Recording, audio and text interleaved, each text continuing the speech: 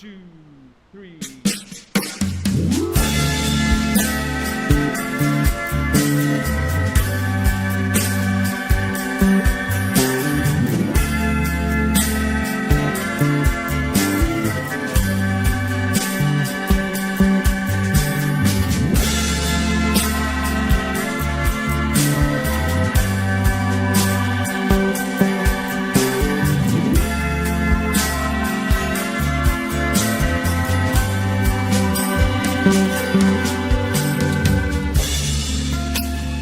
When you start to question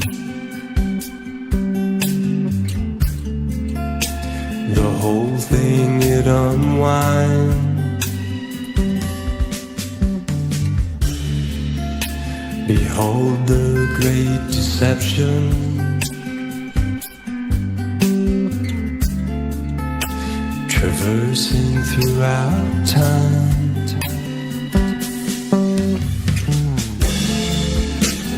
Do you dare to question if there's a grip upon your mind?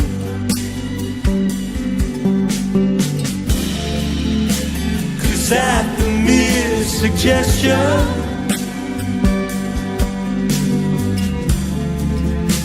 it leaves you all entwined.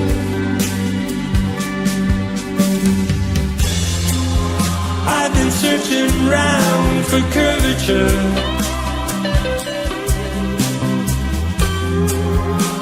but there ain't none to see.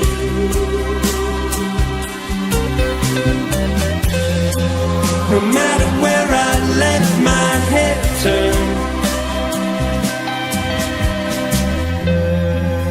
seems awfully flat to me. Will you start to question the shackles of your mind? If you let it open, you know there's truth inside.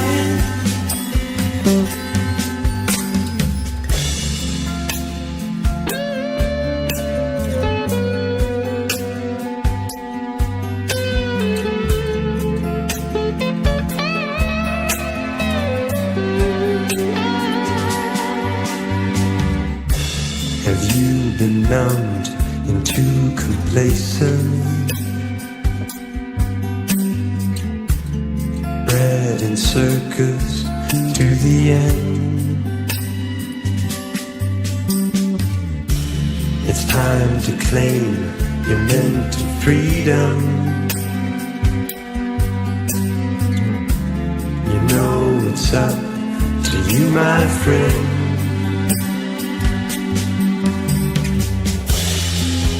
I've been searching round for curvature,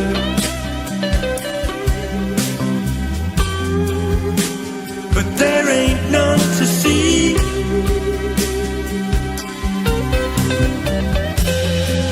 No matter where I let my head turn, seems awfully flat to me.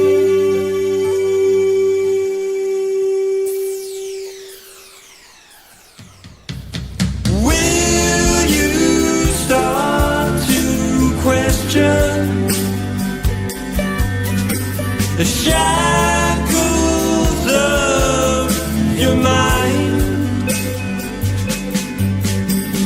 If you let it open, you know there's truth inside. Will you start to question the shackles of your mind? If you let it open,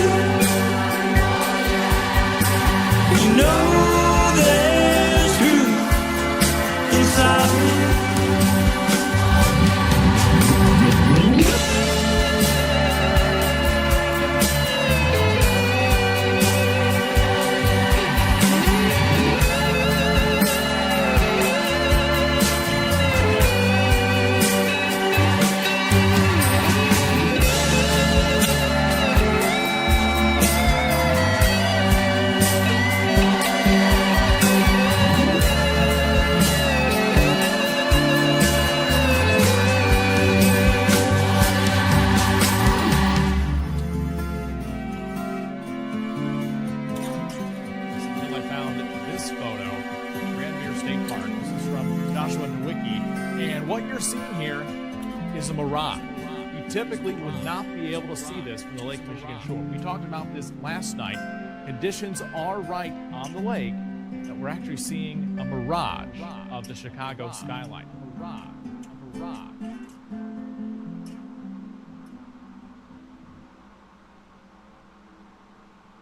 One, two.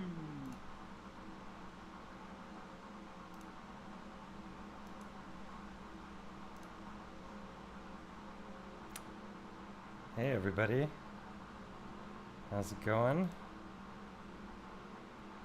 Hope you're all having a wonderful day or night, depending on which part of the world you're in. Let me know if you can hear me okay. We'll get started.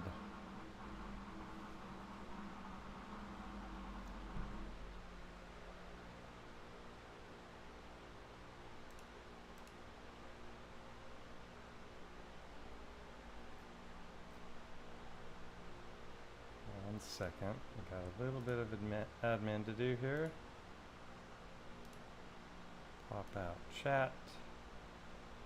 Remember to switch to the live chat so you see all the messages instead of just whatever YouTube decides to show you. Cool. You can hear me fine. Great. Glad to know. So, welcome. I decided to normalize going live a little more often, and I think got a fun show for you today. Last live stream that I did, there was a little clip that I played. My sound is a little low. Here we go. Get the mic closer to Mike. All right. And yeah, there's a little clip that I showed last time that was a close-up, microscopic close-up of some sand in Maui. And it just got me thinking about sand in general and some of the different things that I've come across. So decided to touch on that. And those of you who've seen the thumbnail, I'll be touching on Crystal Mountain later on in the stream, which is a very interesting place. And thought I would just start off with some clips like I did last time. I'm always perusing the Instagram and TikTok world and finding all kinds of different geological stuff. Some of these you might have seen before, but I think they bear repeating. So start with a little humor. Geologists, after realizing that it's actually biology. And thought I would just start with this little tidbit that I came across about the heart being a vortex. We've talked a lot about the nature of the heart, and that it is a vortex, and this has all been thoroughly proven, that the blood is actually spiraling in two opposite directions through the blood as it courses through the heart muscle. And this is just showing the nature of the loops that the fibers do in the heart. And you can see here there's a half twist in it. So I think of the heart as being similar to a Mobius strip. And if you've ever taken a Mobius strip, it's just a flat strip that you do a half twist to and then attach the ends, and you get a three-dimensional two-sided object. And it's an interesting phenomenon, but the heart is reminiscent of that, in my opinion, when you look at the spiral fibers and this twist that it has, and also the way the blood vortexes through it. So I figured nice to start with the heart, and came across a couple of clips that were some of the best animations that I've seen of the heart. And this is what they look like. This is looking at the blood vessels opening up, and you can see the bumpy structure there. That's what's known as trabecula carne. And the first heart stone that I found, one of the things that fascinated me about it was when I was looking at the chamber inside, or the chambers, I noticed that instead of being smooth like I would expect them to be, because they were smoothed out by water coursing through the channels, they were the opposite of that. They were bumpy, and that totally matched the anatomy of the heart and the trabecula carne. And then you can see these fibers here, which are the papillary muscles are opening the valves to the heart when they contract. Like you can see it very clearly there. And the stone that I found had those the remains of those muscles as well. And this is just another beautiful animation showing the heart at work. And these sections here, on the vast majority of the stones that I've found, are no longer present. So the blood vessels are gone, and these flaps are gone, because this is the actual muscle, and these are not muscles. These are just flaps that take in the blood.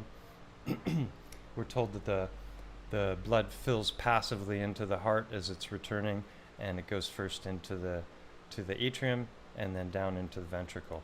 And I just thought, wow, what a beautiful animation. I wish I'd had that for the first videos that I was making on the subject, because it gives you this sense of the blood vessels and how the heart is fueled by its own blood vessels as well. And then and the reason I wanted to start with that was that I've got a bunch of new ones to show here. That I don't think I've shown any of these in previous streams. But again, for those of you who've seen my streams in the past, you'll know what you're looking at here. But I believe that these rocks that I'm going to show are formerly hearts, where that flappy portion is gone and the blood vessels entering into the top are gone. But what you get is this harp shape where it tapers in on the sides, and there's a faceting on the front, and then the back will be either flattened or concave. And then also, not only do you get this tapering in, but you'll get a twist at the bottom, which you can make out a bit in this one. And that twist is because the heart is doing this spiral contraction as it contracts. And so it's interesting that these stones that I keep finding everywhere I go have all of those features, and this one has a little bit of a hint of the blood vessels here and here. And another feature that they have is that one side will be thicker. That would be your left ventricle, which is the thickest portion of the heart muscle. And then the other side will typically be like a knife edge, and that's the right ventricle. And so when the body dies and we go into rigor mortis, right, the heart is going to go into contraction, and that thinner side is going to contract and taper inward. So that's where you get that harp shape from. And a lot of these stones will also have the sulcus lines, which is here. And if it was wet, you would be able to see it better. And it's reversed, so my finger keeps going the wrong direction, but you get the idea. So these are a theme. There you can see the sulcus line that I just mentioned, the tapering in again, the flattened top, and there's an indentation there at the top. These indentations or creases or openings are never found on the bottom. What you'll find is the bottom is intact, if it's not broken off, obviously, and then very often there'll be that twist. That's the backside. This one, is this the one? No, not this one. I found one yesterday. I'll show it to you. But again, that shape, and here you can really get a sense of the concave backside.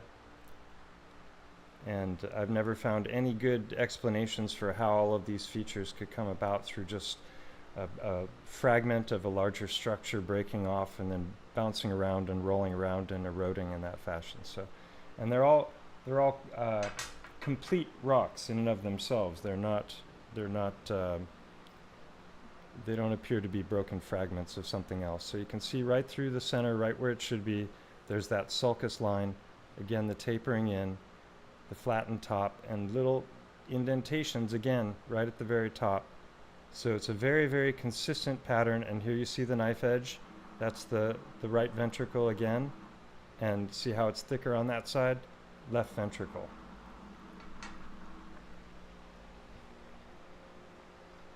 And some of them are very faceted, but they still don't have straight lines. They'll be curved, and then the backside again, flat or concave, and that's a little bit of both. And so that's the front, and then the bottom, the twist. This one I found yesterday. I went for a long walk, and it was literally the first rock I saw as I stepped onto the beach at the end of my rock, and you can at the end of my walk, and you can see again at the top there's the indentation for what was probably once the blood vessels of whatever this creature was. Again, a thicker side and a thinner side. Not so much of a twist at the bottom there. And it's scalable, very specific and repeatable, tapering in, and you can see the concave backside here. See that? And not so much a twist there. Oh yeah, a little bit of one there. Thanks, Jeremiah, for the donation. Much appreciated. I got the bill the other day for my StreamYard account.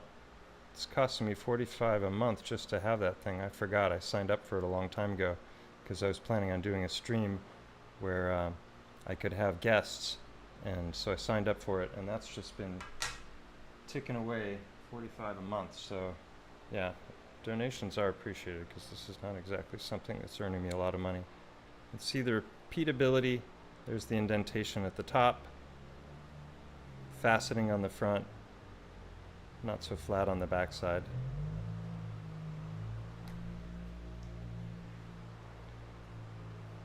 Here we go. Here's another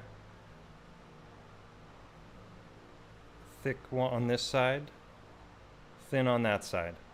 So if this is just random erosion, why is that happening over and over and over again?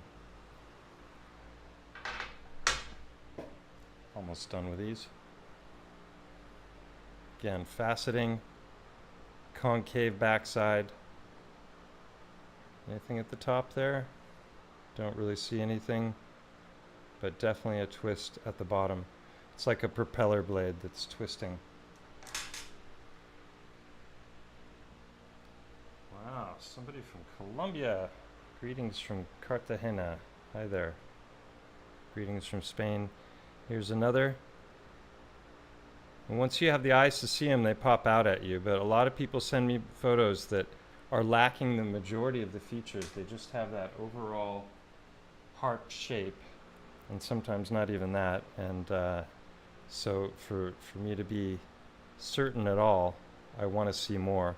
And you can see that it's very scalable. There's the thick side, and there's that knife edge again, faceting on the front. And each heart is going to be different and unique depending on the species, depending on the phase of contraction it was in when it petrified. Knife edge again. Thicker on that side.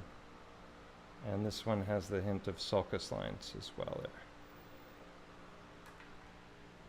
And one last one here. This one I think I showed before, but this one's really beautiful. And it's got a pink color to it. Most of the ones I find are white. And again, the sulcus line exactly where it should be and going in the right direction. So what the sulcus line is the folds of the heart are like this. You'll have fibers going one direction and fibers coming from another direction, and they meet and they form a line. And so the heart can be opened up into one long band. If you boil it, take away the outer fatty layer, you can literally just pull the fibers apart and it'll start to spread out into a one long band. That was discovered by a man named Francisco Torrent Guasp. And so interesting that so many of these stones have the lines in the exact place that they should be. There's your openings at the top, or not openings, but at least what appear to be the remains of the openings, concave backside. So, yeah, and a little bit of a twist as well. So those are all just stones that I've found in my wanderings. I try not to bring the big ones back anymore because I got too many of them. Anyway, on with the show here. So,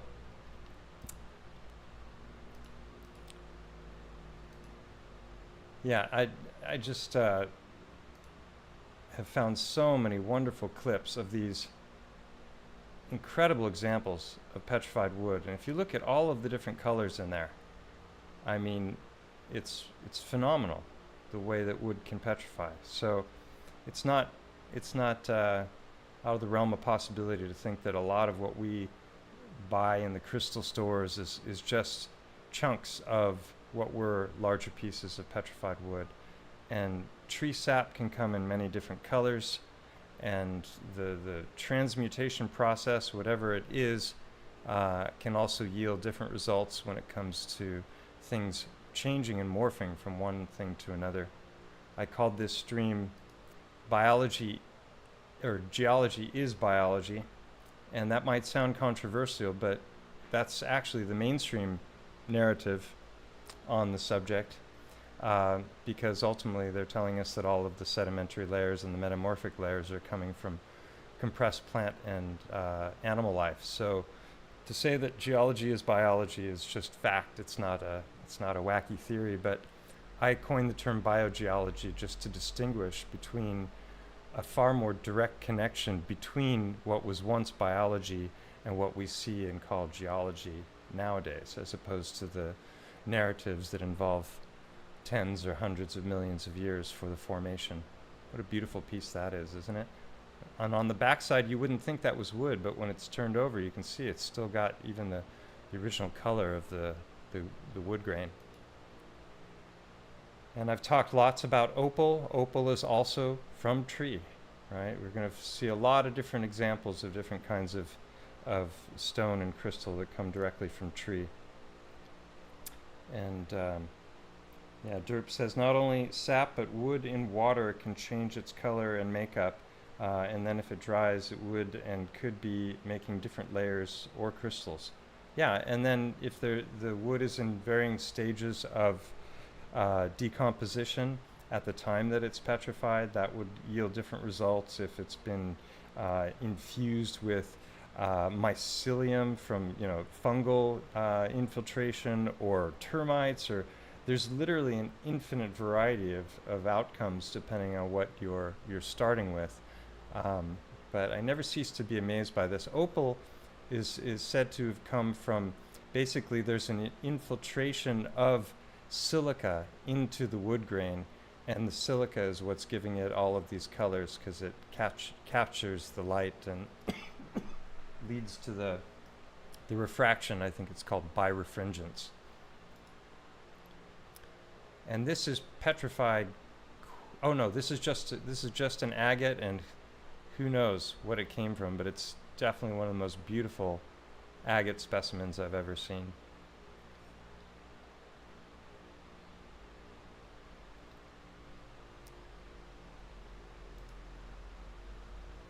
And another example. So that's interesting, because if that's wood, that's a very unusual kind of wood. It appears to be wood from the side, but from the top, I'm not sure what that would be. Not sure why he's tapping it either. All right. Oh, wow, I didn't watch the whole video. Oh my Okay. God. Look at that. So he just tapped it lightly and it broke along those curved lines, which is what you would expect from Look at that. That's just fossilized magic, tree to do. magic. You think it would cleave along Okay, the. next one, or will we? You think it would cleave along the lines of grain. This is what's known as banded iron. And again, I think this is just another state that the petrified tree can be in, except it's primarily infused with iron. And if you notice that bit there that flashed, he's showing this larger area that it could be found in. Let's see if I start this over. But the assumption from the geologists is never that what you're seeing there is actually petrified tree, like in the macro. Wait for it. It's going to come right there. So everything about this looks like tree. It's just on a scale they tell us is impossible. Yeah, I've got the polyhedroid agates in here, Derp. Don't worry. Those are cool. I hadn't seen that before. Derp is constantly sending me amazing stuff that I haven't seen before. So, hey, Bogan. Good to see you. Tjenare. Hur läget? All right. So, just fly through these. Now, there's a ton of videos out there of people harvesting gold from what appears to be petrified tree. Now, some of those videos I think are scams where they basically are just adding the gold after the fact to get views. But I don't think this is. I'm going to show a couple here that I think are the real deal. Primarily because of what you're looking at. You can see the reddish color in the grain. So they're taking this, I think they just crush it up and then through different techniques break it down and extract the gold from it.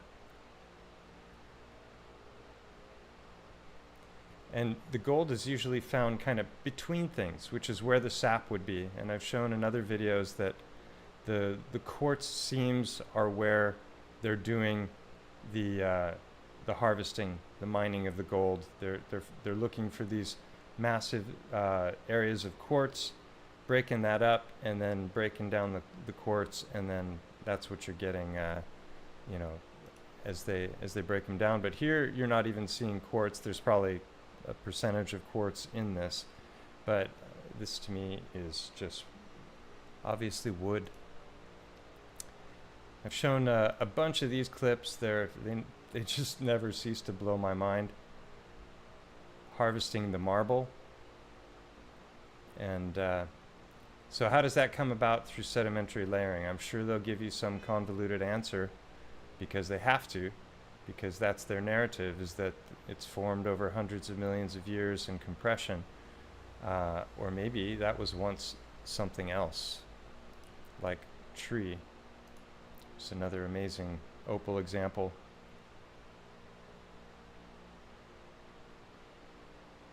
Look at that. Oh, I want that on my shelf. If anyone wants to send me something like that, I'd be happy to display it. Look at the colors. So bright, so brilliant. And here's a good one. So here you can see obviously tree grain, all of that to the sides, and then it's got all this quartz embedded in it, and they're just breaking it up, scooping it out, and then separating it, and that's how they're getting their gold. So if you ever see a site like that, do some mining. You might be surprised how much gold you get in the end. It's just the old techniques, right? Get the big stuff out, throw it out, and then they, you know, the expression panning for gold. And this is what I mean. There was a break there in the video, so he might have just added all that, or he might have gotten that from what we just saw. I don't know, but I'm certain that it is possible to do what we just saw him do. Biggest piece of labradorite that I've ever seen. That's what I have here in my necklace. Labradorite. Also birefringent, catching the light from all these different angles. and it's just infused with silica. What was infused with silica? I believe wood. Look at the size of that thing. What a beauty.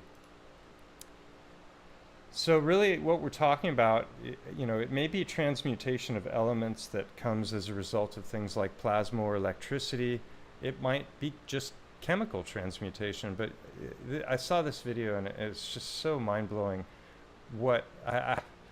Chemistry, I had the opportunity to take it in high school and I didn't, and I regret it, but I doubt it would have been this interesting. Watch what happens here. This is just incredible.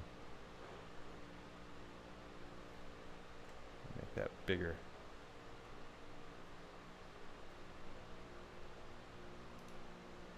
Ah, where'd it go? There we go. Oh well. Close enough. So, what we think of as chemistry, I think, is just a bastardization of alchemy. I think the ancients knew a lot more about what's going on with the physical realm when it comes to all these different elements and how they interact with each other.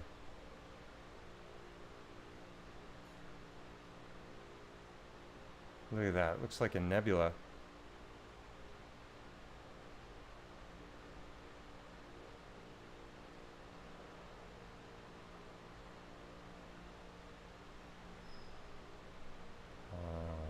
Moving along here. Now this is petrified coral. And I just thought it was spectacular.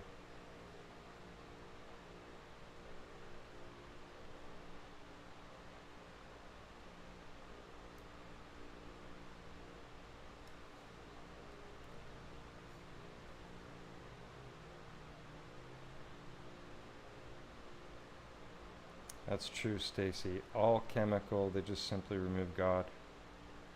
Now they want us to think it's probably AI chemical instead of all chemical.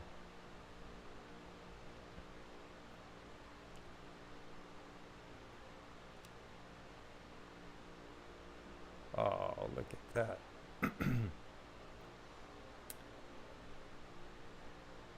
Yeah, I used to love crystals. I'd go into the little store in my hometown in California when I was a kid, and it was like a new age bookstore, and they sold all kinds of crystals, and it got me excited about the subject, but not excited enough to study geology. So these are the polyhedroid agates that Dirk recommended I take a look at. Pieces. So I'm excited, and tag along with me. Make sure to watch the entire video until the end, where I talk about all of these pieces again and reveal these pieces. A beautiful snow white druzy. Look how cute that is. But holding it against the light with a flashlight, I can see that it actually has even more dendrites. Can you see that? Well. Yeah, okay. And then the other half as well. Oh, nice. Another really cute little piece. It's a little heavier, and it also got a little druzy. But look at that, rare. A white floater surrounding the druzy. What a cute little specimen this is. And on top, 2 little flow channels, as well as these. Yeah, Bogan says geology is mostly just them telling stories. And that gets to something else that I was going to touch on a little bit later, but maybe I'll do it now. Let's see. List of minerals. So this is, you can see A through Z here. Those are just the A's, right? There's so many different minerals in the world that have been identified. Look at these photographs. So just the A's, all so incredibly different from one another. But to a degree, when it comes to these things, they have all of these Latin names, right? And in in medicine, when someone goes to a doctor, they tell them what their symptoms are, And for example, as a chiropractor, I get a lot of people coming in who've been diagnosed with lumbago with sciatica, and they're like, oh, what is that? And basically, it's lower back pain with pain radiating down the leg. So that's what they told. That's what they told their doctor, and then their doctor turned it into Latin and gave it back to them as a diagnosis. And my point was saying this, and as you look at all of these fancy names, now it's great that they have ways of classifying these. Unfortunately, they're classifying them in what I believe is a faulty paradigm. So, you can go in, you can look at the chemical constitution of the stone, of what it is, and its classification, all these, it's very, very complex. Each and every one of these has a whole, huge amount of study behind it. But my point is this: just because you can name something doesn't mean you know what it is, or more importantly, it doesn't mean you know where it came from. And as we scroll down this list, you can see that it's probably constantly being added to, and somebody is going to look at this thing and they're going to come up with some fantastic explanation for how this came about, and because they have PhD after their name, everyone's going to take it as fact. And a lot of this stuff, I think, is coming straight from biology in different ways, and I'll give some examples of that later when we're looking at things like sand, sandstone, lava, obsidian. I'll just go through the remainder of these clips. There's another one that's pretty cool. This one as well. Piece, no fractures, beautiful multi-floater specimen. And what's really cool is this detail here at the bottom as well. You can see there's another dendrite that just formed on top of the one layer, and this will just make beautiful details in the photography. But what a beautiful piece. Very rare specimens for you to see here. The last one is another biggie. I can see that it has a little bit of... Look really at cool. how beautiful this piece is. I still can't believe it, because most of these polyhedroid agates, they are so dark in their banding, and sometimes from the really old pieces you see that they can have some yellow, a little bit of white, but with this beautiful pattern and these bright colors in the center, I think this is really the best piece I've ever cut. And in my lifetime, this material is so rare. I haven't cut a whole bunch, but I think this outshines any pieces I have personally ever cut. Just so beautiful, so symmetric. Also here in the contrast with these white mossy inclusions in the center. I'm not sure if I've ever seen that before, but it's just such a gorgeous piece. I'm stunned for words. I never try to miss a chance when I get to see any of the polyhedroid agates anywhere, because this material has just got... Yeah, so that was cool. Thanks, Dirk, for sharing that. I hadn't seen those before today. This is just an example of what to me looks to be pretty clearly tree rings. And there's a whole lot of people that are looking at structures like this and think that they're the remains of buildings in one way or another. Like, I don't know, was this just like a multi-layered wall of some structure? I don't think so. I think this is biology. There's a lot of merit to the meltology thing. I've had to eat crow on that subject because the initial videos that I saw coming out about it were just a lot of point and claim, and people just not doing a whole lot of critical thinking. And now I've seen some sites that are clearly melted building and brick that seems like it's turning into other stuff. I don't understand how it can happen or why it would so radically change form and color and morphology, but it seems to be doing that. So yeah, I've got an open mind about it, but I think that in general, the theory is being vastly over-applied to almost everything that they see, and they're not incorporating biogeology into the subject. Like, to see something like this and claim that it was once building, I think would be silly.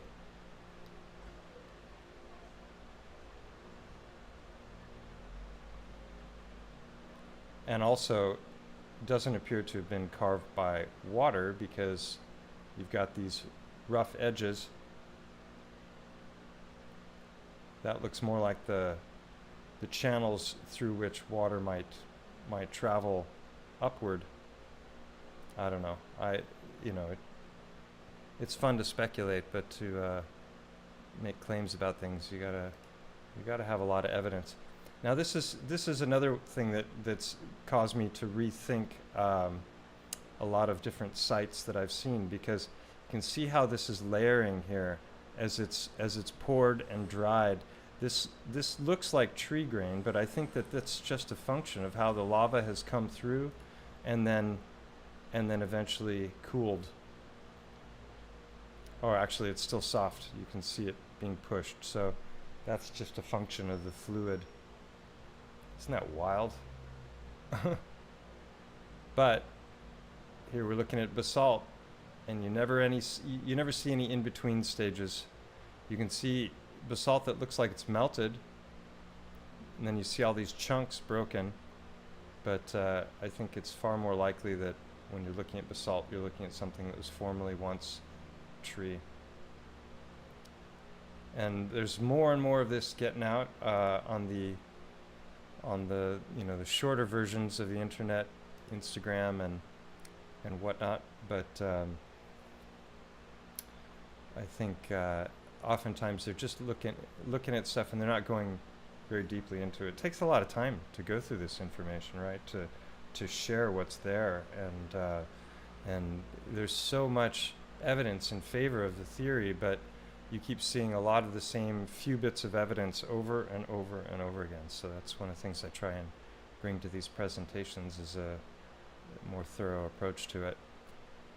Now, this is interesting. Human brain from a young man who died during the Mount Vesuvius eruption 2,000 years ago.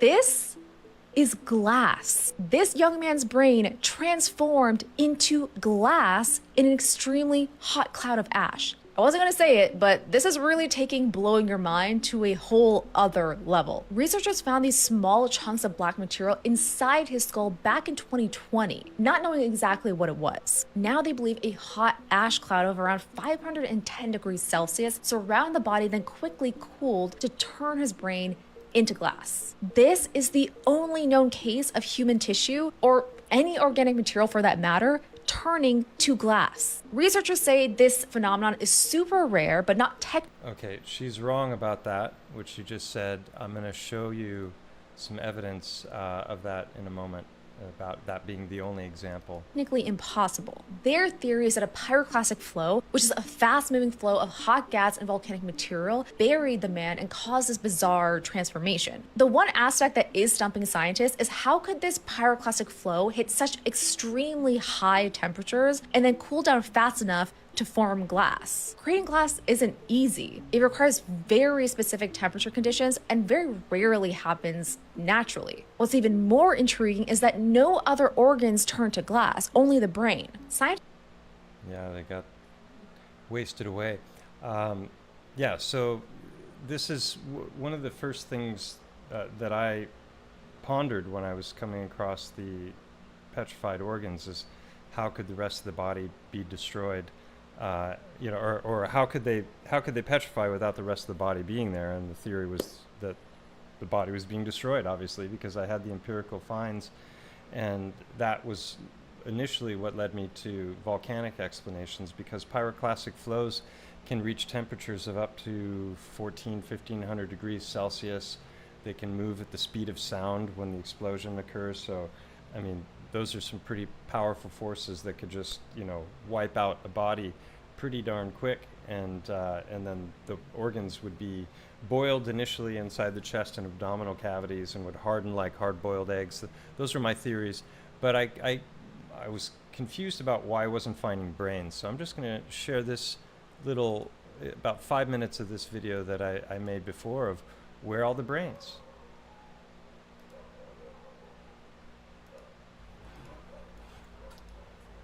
Oh, can you hear that? I can't hear that. In my last video, Oh, I there we go. briefly mentioned the bodies at Pompeii as a potential example of petrification caused by extreme heat. On further investigation, I learned that the bodies on display at Pompeii are actually casts made by archaeologists who poured plaster into the space that was once occupied by the bodies before being completely destroyed. Having said that, in recent times, even mainstream archaeology has begun to acknowledge that softer tissues can indeed petrify, and this information happens to be coming from Pompeii.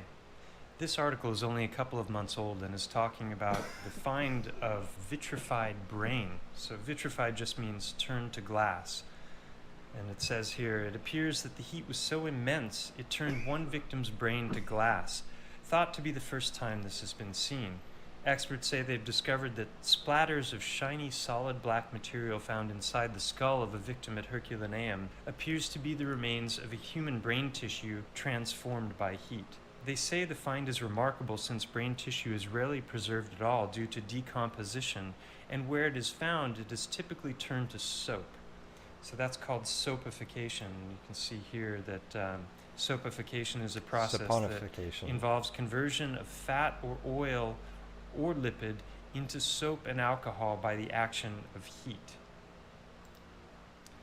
So to date, vitrified remains of the brain have never been found, said Dr. Pier Paolo Petrone, a forensic anthropologist at the University of Naples.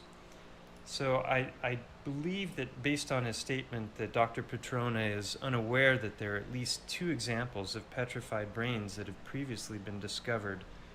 One of them is this. This is a fossilized whale brain, which proves paleontologists wrong. So here we have, this is an amazing specimen because brains don't fossilize because of their soft tissue. Soft tissue doesn't fossilize, and so the brain is the first thing that deteriorates. To create a situation where this could get fossilized is unheard of. Most fossils are of skeletons, and scientists don't think that a mass of soft tissue like the brain could fossilize. But this is wrong. Soft tissue can fossilize in a few ways, such as by forming impressions in rock, by being... This is one of the reasons I think that we are blinded to the possibility that a lot of the stone might actually be petrified organs that we see on the beaches and rivers, because we're told that soft tissue can't possibly fossilize because it's going to be eaten by the larvae and the bacteria and whatnot long before it could ever be petrified. replaced by minerals that preserve the original soft tissue shape, that would be permineralization, and sometimes by a process resembling mummification of the original material. This article fails to mention the 2 most likely causes of this sort of petrification, which would be extreme heat or electricity, which I'll be covering in the next video. Or plasma. After examining the presumably mineralized whale brain, Thomas said, "It just couldn't be anything else. It really is what they say it is." And the same is true of original soft tissue fossils that have not been mineralized. They couldn't be anything else, no matter how much of a challenge they present to the dogma of long ages of geological time.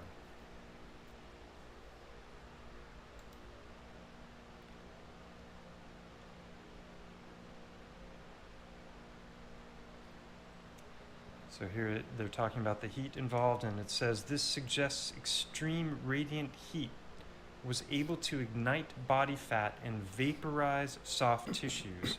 A rapid drop in temperature followed.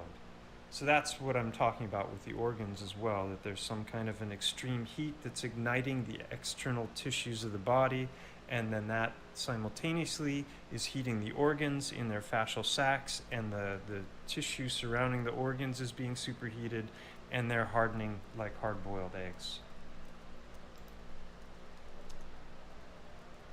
So it wasn't until years later the victim's skull was examined. We're again talking about the vitrified brain, and they discovered that the brains were vitrified, turned to crystal, rather than saponified.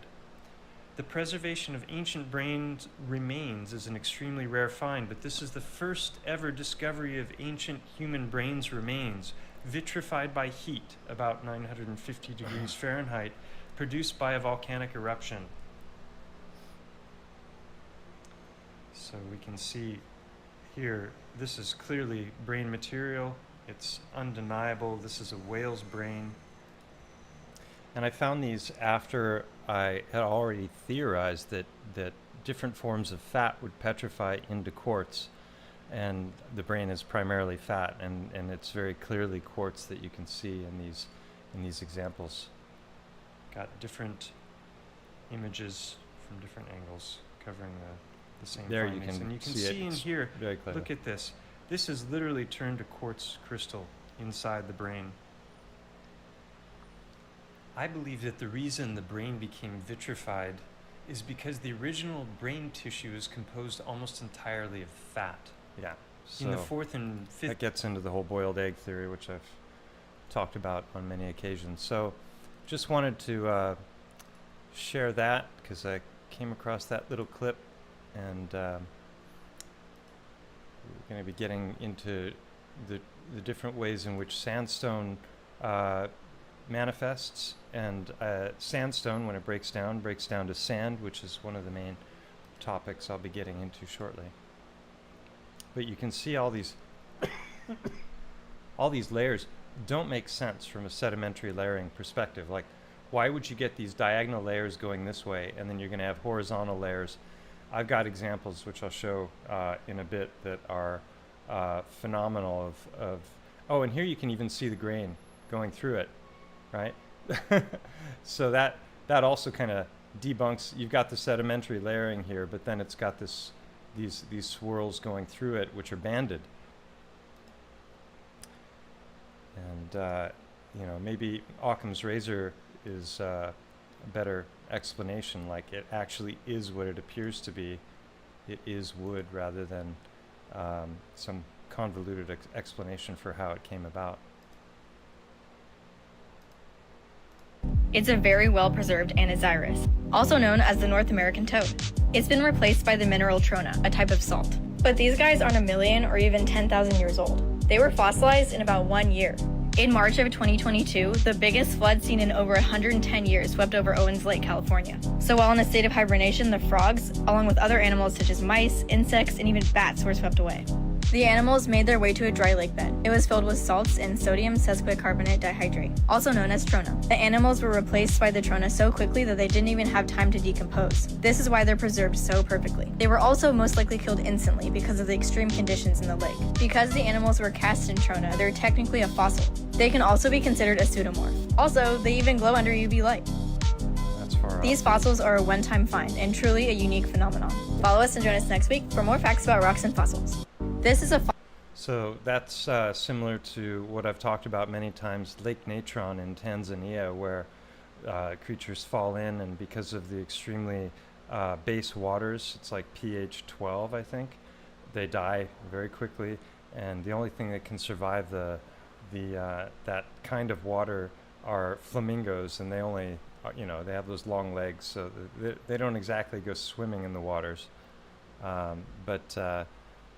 It's just further example of different ways in which things can petrify, because this is from high mineral content waters. Same thing happens with Mother Shipton's cave in England, where people go and hang things from ropes. And this doesn't really go with the theme of today, but I'm just going to show it anyway, because every time I see this, I marvel at it. Excavated and moved out of here to leave behind the craziest temple ever in human history. Oh, well, I'm sure there's a big deposit of rock somewhere. There's no rock to be found anywhere. No excavated rock has ever been discovered. This is also just one thing of like a huge network of caves called the Ellora Caves. This place literally rewrites history and archaeology as we know it. I know you might find history boring, but that's just because you've been taught wrong and you've been taught boring shit. Also fact. Now, to chisel basalt rock, you need a chisel strength 6 to 7 times stronger than basalt itself, which only really puts 2 chisels in the category of being able to be used for this. Tungsten carbide chisels which funnily enough weren't invented until the 1800s. Diamond-tipped chisels, which also weren't really created and widely used until the 1900s. So, how was this place built? This place just doesn't make any sense. 400,000. Yeah, one solid piece. And it appears like it was carved out of this, you know, from the top down. And nobody has a clue about how they did this. And we talk about the ancients as if they were primitive and they were anything but. Here we go. This is getting into the topic of dragons. Is this evidence of a former dragon?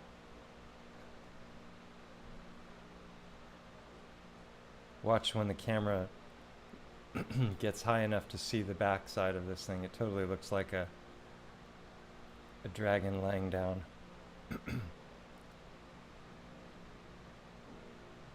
And yeah, who knows how that structure came about. But I saw it and thinking, oh, it looks kind of dragony. And in case you think dragons don't exist, there's this little guy. What?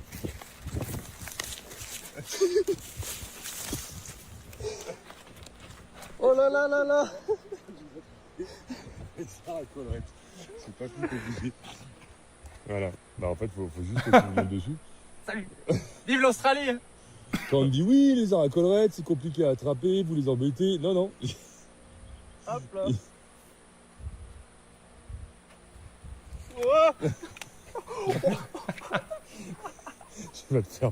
Tu vas perdre un œil. Je me fais dominer là, laisse tomber. Bonjour. Petit coup de queue. Bonjour. Oh, belle collerette, belle lumière. Ah, il est quelle heure là 7h30 du matin. Et déjà on se fait violenter par l'Australie. Allez, bye. I'm Ciao, outta here. passe une bonne journée. Putain, il est mort. Oh my gosh. Yeah. So many amazing sights in the world. And amazing people. Can you imagine doing that? I just saw this section here. I'm going to do a stream soon. I finally got to go to Montserrat, which is an amazing site. Here, I'll just show you what it looks like. Montserrat. It's close to Barcelona. And I got a lot of great footage, which I'll share soon. And very unusual stone. And not what I expected at all when I looked at this initially. There's no hint of this being wood. I don't know what it looks like. A conglomerate. The whole thing looks like a mishmash of a lot of different kinds of stone all mixed together, like I don't know. And truly a remarkable place in the world, and I got some really good footage which I'll share soon. So Montserrat, but this reminded me of that, and very similar kind of stone. Haven't a clue how it forms.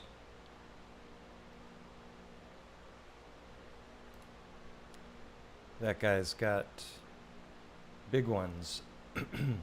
I don't know if this is AI or not. This has all the look of tree to me. I can't tell if this is naturally occurring, and I have no idea why the colors would be so vastly different. But what an incredible location. Anybody know anything about this, or whether it's? Yeah, there's no comments explaining where it is or what it is. If you know, you can post something in the chat. And so many of these sites around the world.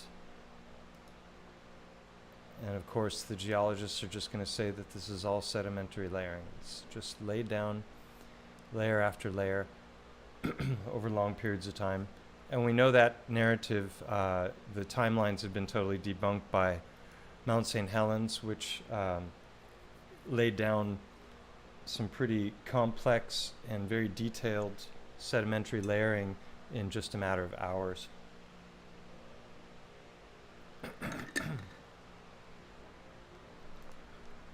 This was probably 200 years ago, and when it first grew, it grew pretty fast.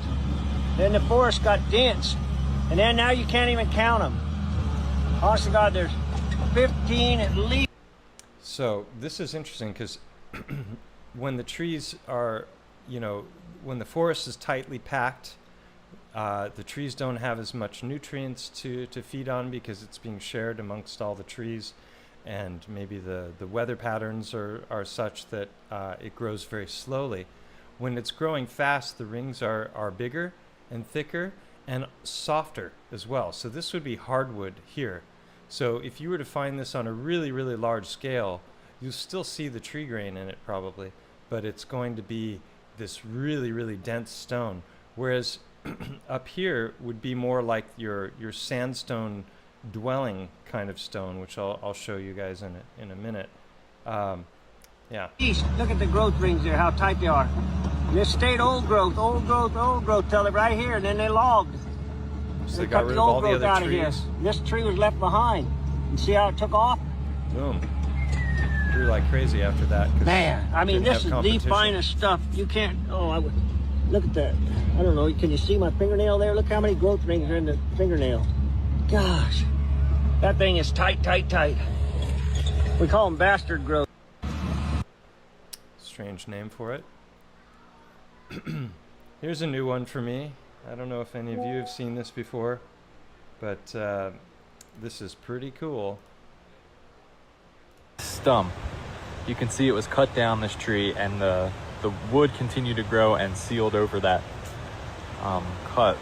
And the reason it was able to do that is because this tree, these are both Douglas firs, their roots were grafted, they were connected underground, and when this tree was cut, this tree continued to supply this one with water and nutrients and stuff to grow wood. So the moral of the story is never give up. So you're left with a living stump. I just covered the part I was going to show you with the little place symbol there. But if you look at the bark up close, look at it with a magnifying glass, you'll see such incredible complexity of grain and layering, and it also tapers off, just like those sedimentary layers that I showed you that were multicolored a moment ago. It does the same thing. So check this out, guys. This is a living stump. Living stumps. Hoy es año 2024. Este museo tiene más de 30 años. Se calcula que hay 100 toneladas de cuarzo matista metrino. It's quite the geode, huh? Sería una geoda gigante.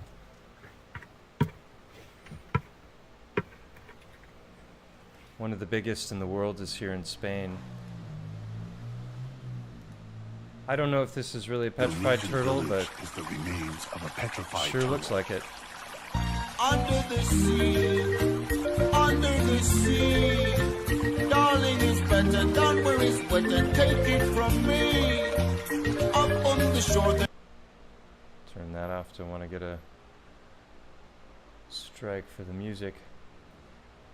Yeah, it's got a very petrified turtle look to it, with all the detail of the shell and everything. Looks a little too perfect to not be. And this is more of that stone that is reminiscent of Montserrat. It's pretty gutsy. No ropes, no nothing. Just some holes in the rock. How many of you would do that? I used to jump off mountains with a hang glider and fly, and I think that was easier to do than what she's doing right here.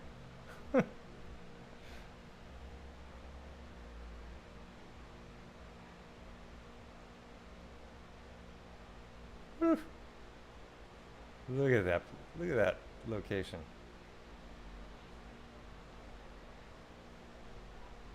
My oh my. And again, this is what I was talking about. If you look at bark, you know, if you just take a piece of it, lay it on the ground, hold on one second.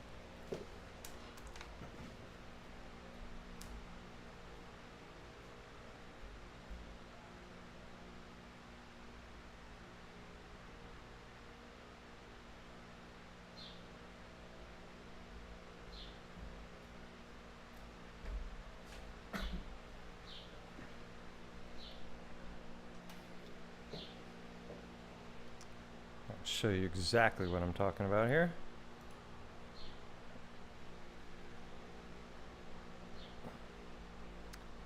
See how it layers like that?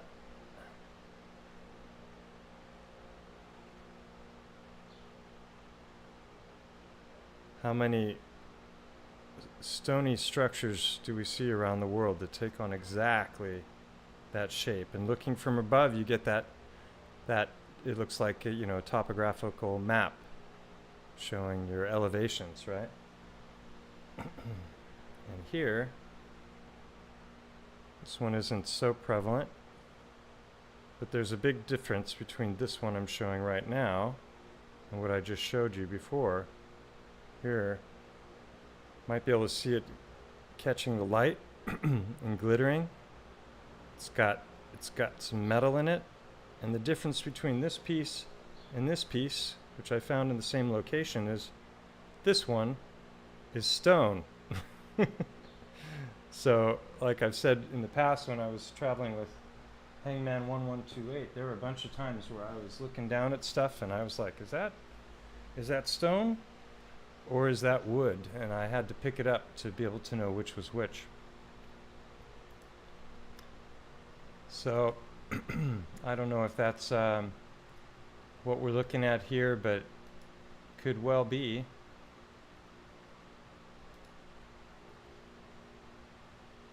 Seen from above.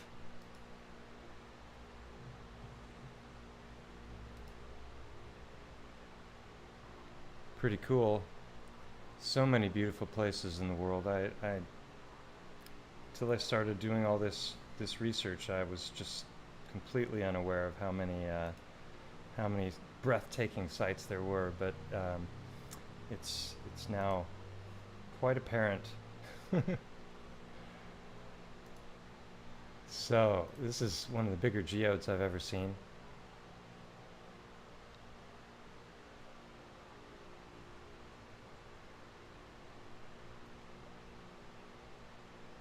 How about that? So, Analog, Ben, also known as the archivist, on his channel, he shared with me old newspaper articles from like 100 years ago, where they're talking about finding giant petrified coconuts, and the insides of the coconuts are all quartz, and I think it's very reasonable that a lot of the geodes that we see around the world might be petrified seeds or petrified fruit of different types. Got a whole live stream that I did on that subject.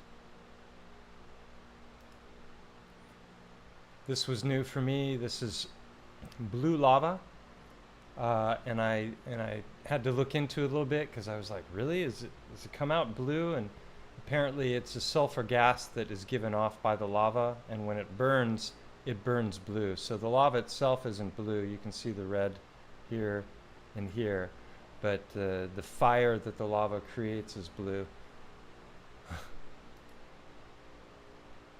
Talked about this in the past. Oh wait, the reason I brought this up is I wanted to show both the diamond saws.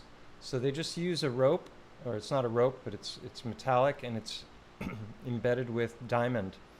And this is how they cut through these massive stones. They can cut these beautiful, perfect straight lines just with a pulley system and a rope. They just drill holes, and once they've got the rope through the hole, they go the other direction, and you can see it at work. But look at what they've cut this big stone out of. Look at this area here. It's got all the signs of wood.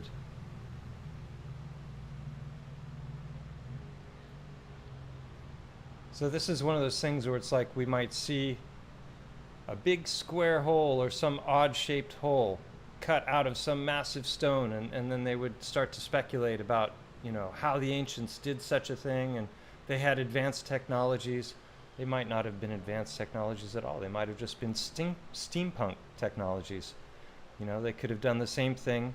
Diamond's been around for a long time, and all they need to do is create a cable and find a way to stick the diamond to it and just run it through. So things might not be as hard as we were taught. And again, look at all the grain. That's a big chunk of marble. And what are they going to do with it? Turn it into countertops. Look at the color. In case you're wondering how they slice it so thin. Basically similar technique. Diamond ropes, and they're just going back and forth, and they have to keep feeding water in so that the rope doesn't heat up and melt. And isn't that an interesting technique for separating them? Just a balloon basically, and fill it with air, and it pushes the thing away from the others. So many cool things out there when it comes to mining and tricks that they're using, and a lot of it is just, you know, really simple technology.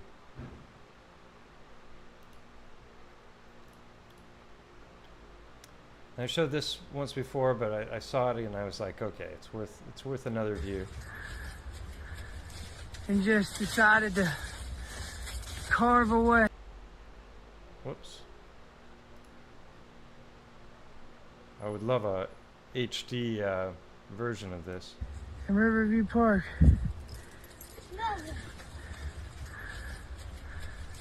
And just decided to carve away.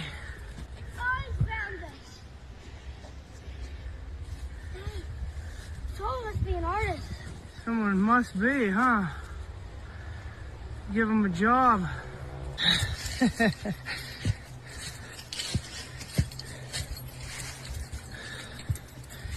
And then here we go.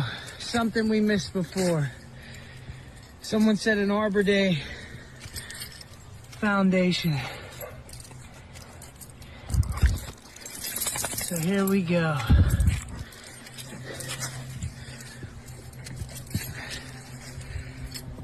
And why you see it cracked is because it was never pressure treated or put in through anything else. Wow, I'm out of breath. Holy crap. Them hillsides are vicious. So how many of the columns from the ancient buildings were originally made from tree? I don't know how this was done, but it was done to perfection. That's not hand carved. That's done in some other fashion. So cool. So if they had a way to take that wood and turn it to stone after they had finished carving it, they'd have a beautiful column for one of their Greco-Roman architectural buildings. And then the most abundant mineral in the world is quartz. And quartz is used in everything. Quartz crystals here. It's got the piezo. And I'm going to rub these together. I'm going to turn off the light, and you're going to see something. Check this out.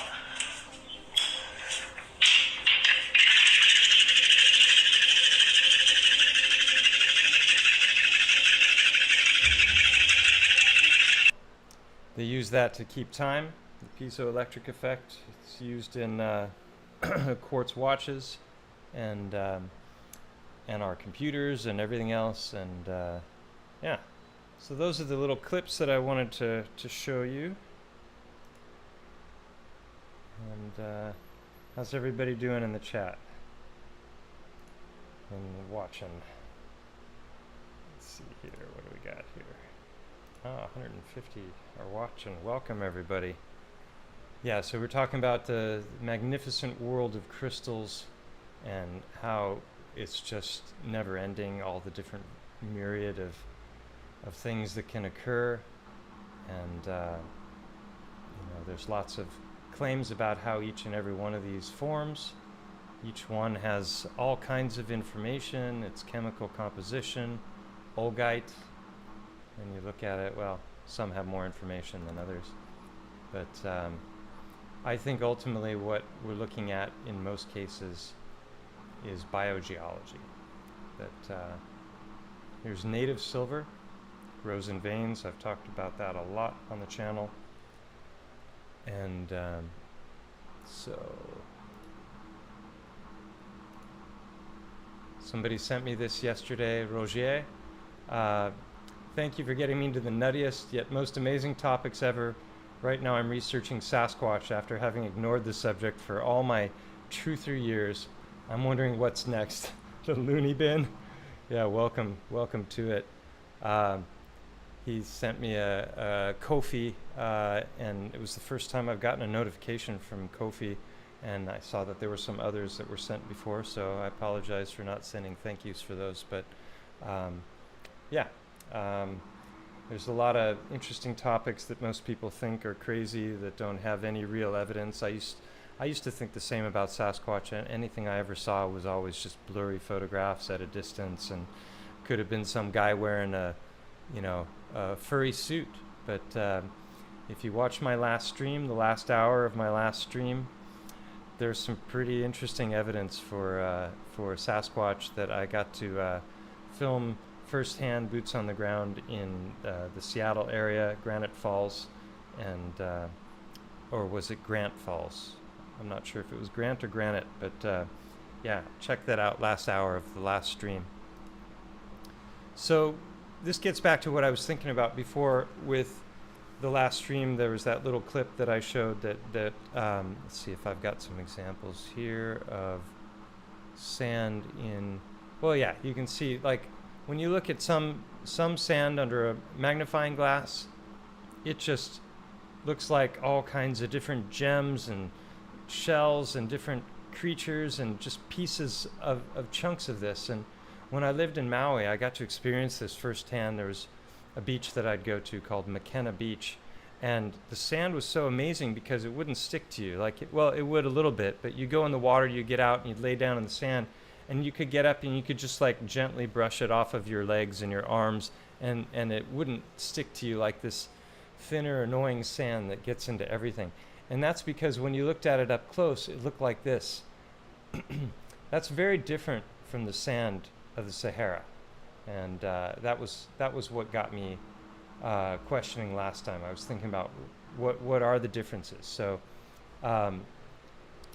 deserts, let's see, sand grains are all roughly the same size. Sand is often composed almost entirely of quartz. This is not universally true. It depends on local source rocks and the weathering processes. So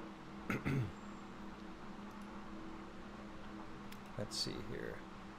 Yeah, so this is what the sand of the Sahara looks like under a microscope, and you see it's got none of this sort of stuff going on. It's just all little tiny chunks of something bigger, but there's no hint of these gems or garnets or the other stuff which I'll show you in a moment.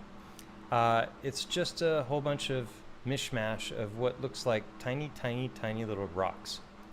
And so this is an example of sandstone, and I've talked a lot about all these different layers, and that I think that this is former tree, and show some good examples of that in a moment. And then it says, in contrast, beach sand, which is often composed of quartz, may show greater variability in grain and the size and shape. And so this is clearly crystalline, and the other stuff is not.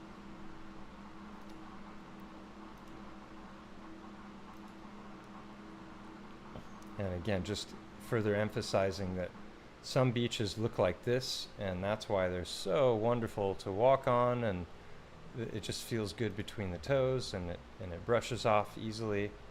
And other sand is more like this,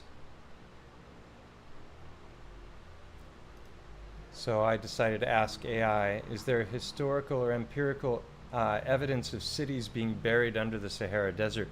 I've heard it said that that region of the world was once lush and fertile, and there is a lot of evidence to support that theory that somewhere between 15,000 to 5,000 years ago, it was a pretty lush part of the world.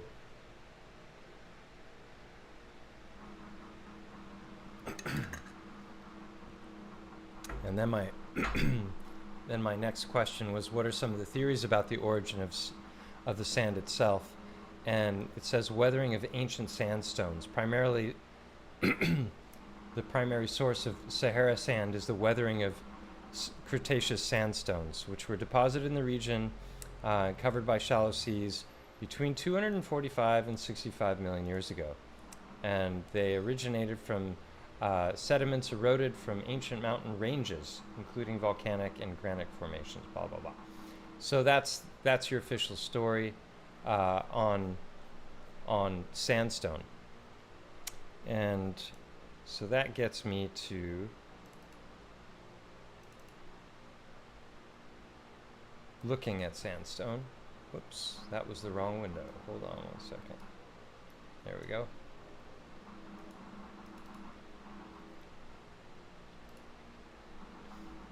So if you watch the opening few minutes with the music, a lot of these images are in that as well. But let's just look again. If you get up close to this, it doesn't just look like tree grain from a distance. It looks like it up close. This is a quartz seam. This is what they would go looking for gold in.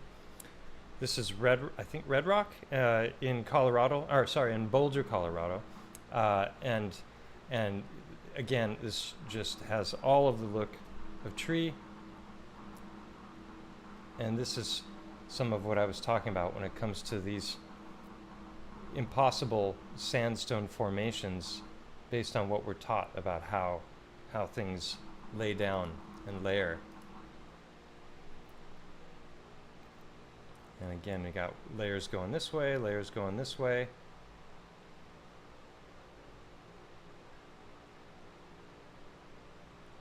And I think if it looks like a tree and walks like a tree and talks like a tree, it might be a tree. Or a duck.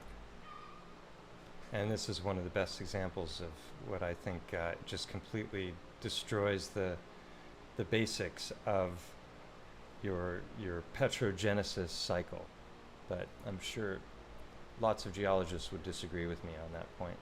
This is a place in, I think, Arizona called the Wave. It's one of the most expensive, difficult places to go to as far as hiking. Like the waiting list is long and the costs are high. But if you imagine all of this breaking down, what's it going to break down to? It breaks down to sand like this. But this isn't going to be the sand that's got all of the crystals and all the shells, right? They say that it's formed from that kind of stuff laying down over hundreds of millions of years. But when you get up next to it, which I got to do at the Garden of the Gods with Hangman 1128, there's no hint in any of this stone of shell or mollusk or any of that stuff. It's just these layers, and notice how they're banded. Like, how does this happen? The Earth just does one thing, and then it does something completely different, and then it goes back to what it was doing, goes back to something completely different, and it just keeps alternating like that, right? That's not how it works, in my opinion. I have no idea how that forms. And look at this swirl, and then boom, a line. And when we were looking at that guy talking about the tree before, and he was talking about how you've got these layers that are really, really tight, and then they get wider and wider depending on how fast the tree is growing. And I think that's exactly what you're seeing here. These are wider, and then over here you might have examples of much thinner.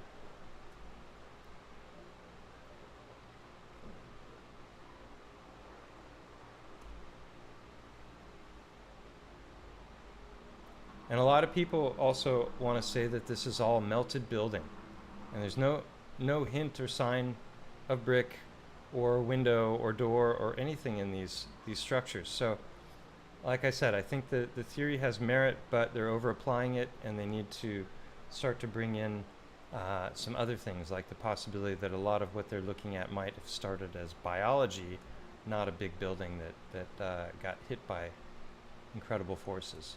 So I could go on and on with those, but I just want to touch on the sandstone. Well, this is, yeah, that's native sandstone, which I was just showing you. And then you have sandstone dwellings, which are found in various places in the world, like in England, where you have all that layering that I just showed you, but the difference is that there's all kinds of dwellings that have been carved into it. This hasn't been carved into, they've just got a space there and they've made brick. But this has been carved into, and as I've said in the past, my theory is that the trees were felled, and before petrification they were carved into, and so after the trees were brought down, the people were still using them to sustain themselves and to live in, and so this would have been softer material that they carved into. To me, that makes a lot more sense than with very primitive tools they carved into what is sometimes very, very hard stone. And inside a lot of these dwellings, you see all this swirling grain. This is in England.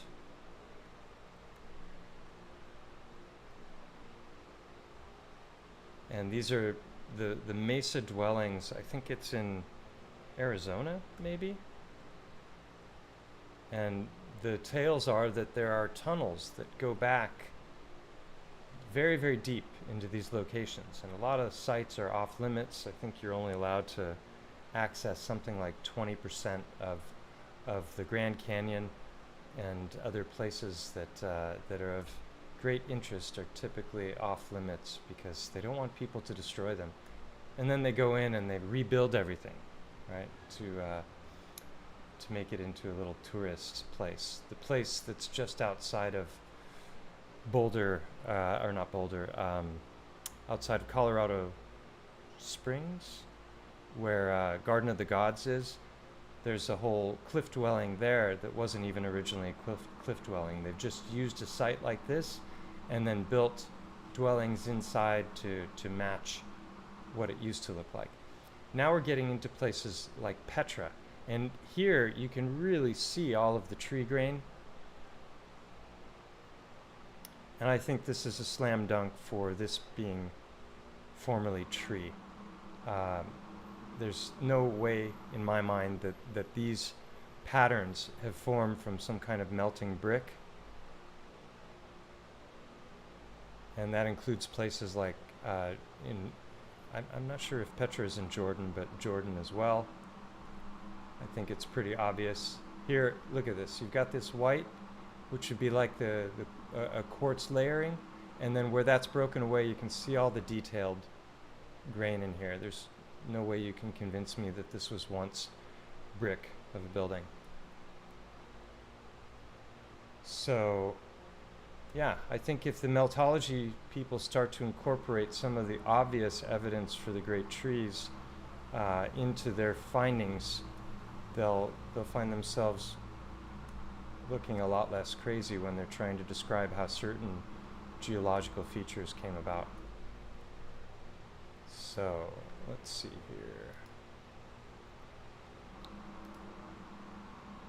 Oh, this was a funny little clip that I saw.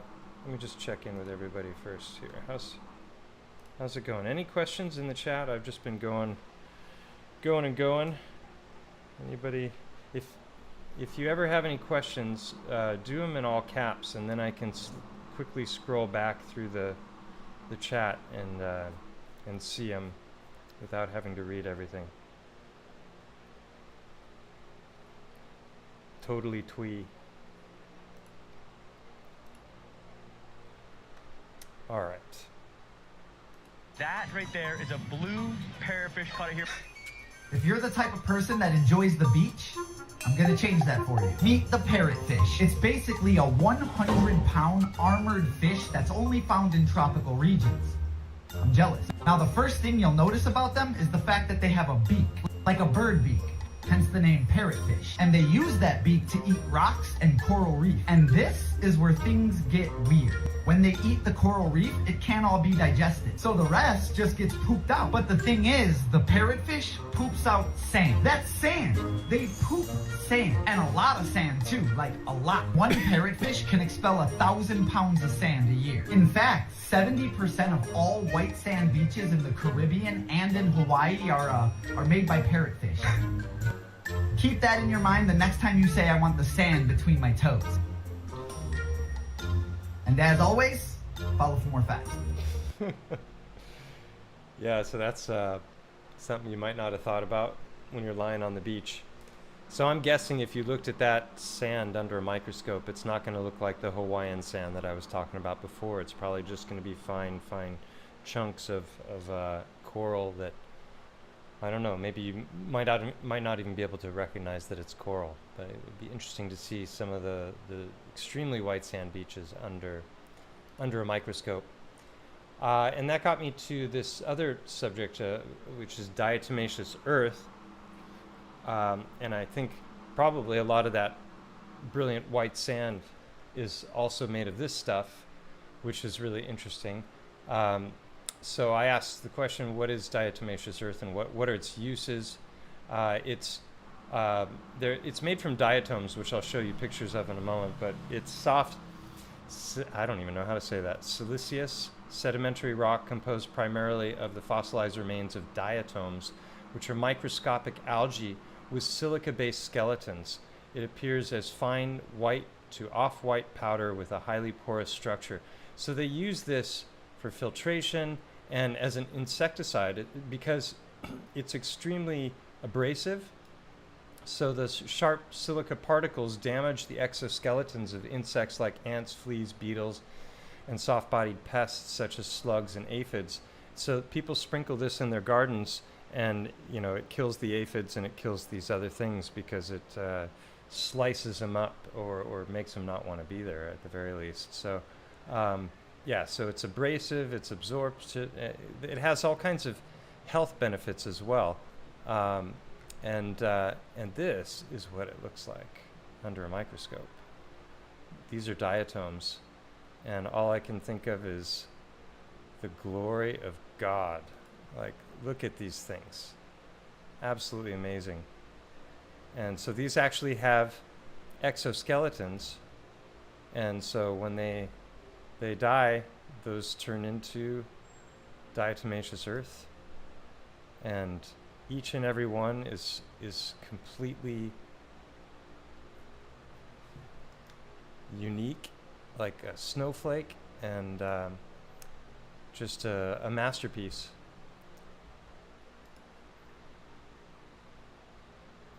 And I'm not sure what the magnification is on these. I'm sure I could find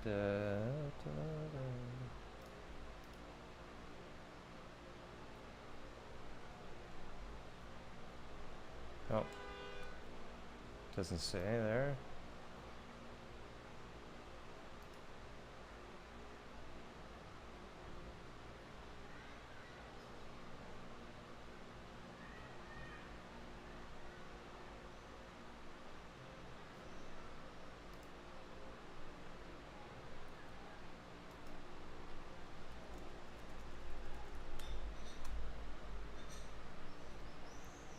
AI has its uses, huh? So 2 micrometers, pretty tiny. A lot smaller than a lot of the grains of sand that you see.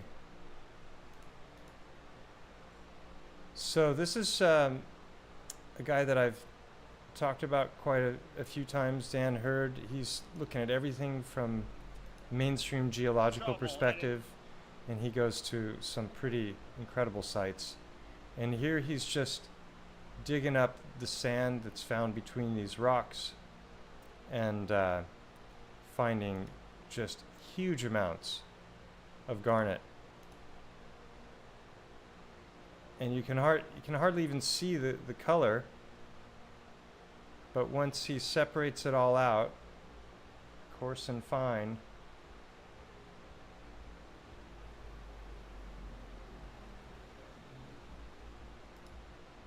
looks more like that. And I think this is petrified tree sap. That's my best guess. And a lot of these sites that he's finding these things in are if you look at the stone around, not so much here, this is looking like granite, but maybe this one. If you go in this area though, it's probably looking a whole lot like tree. And I think this more or less a similar video to the other one. And he's separating it out and getting all of these little gemstones.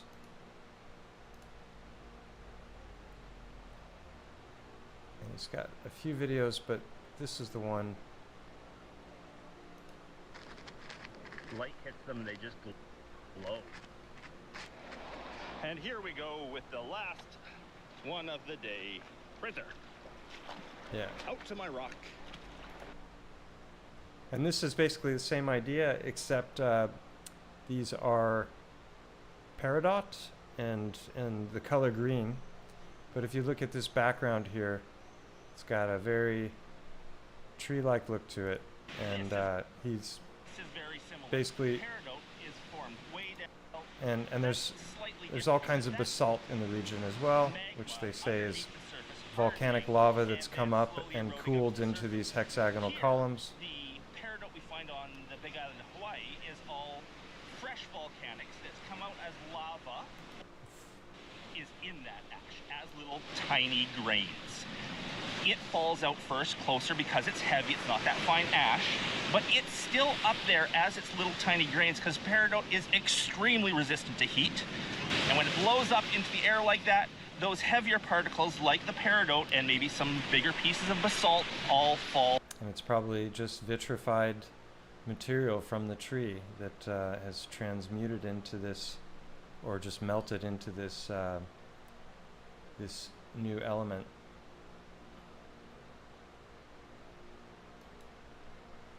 Here magma turning to lava on the surface, embedded and in the lava. There is basalt in that as well, but that's not contributing to this beach. It does contribute to other peridot around, but this beach is the ash. And I'm not sure if that is just an ash bed where it all settled, or if that was... Yeah.